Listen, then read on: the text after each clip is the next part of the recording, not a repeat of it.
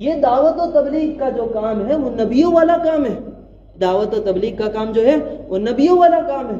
اللہ کے پیغمبر لوگوں کو اللہ کی طرف بلاتے تھے. اتنا بڑا کام ہے.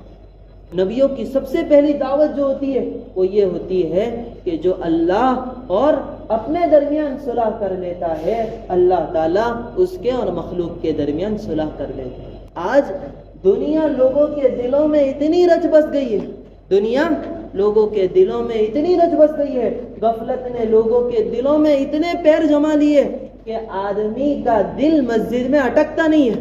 آدمی کا دل مسجد میں اٹکتا نہیں, سب سے آخر میں آتا ہے, سب سے پہلے جاتا ہے, جانے کی فکر لے کر آتا ہے. مسجد میں آتا ہے تو جانے کی فکر لے کر آتا ہے. ایسے ماحول میں ہم اللہ کے بندے بن جائے اور رسول اللہ صلی اللہ علیہ وسلم کے سچے پکے امتی بن جائے کہ ان کی ہر سنت پر عمل کرنے والے بن جائے.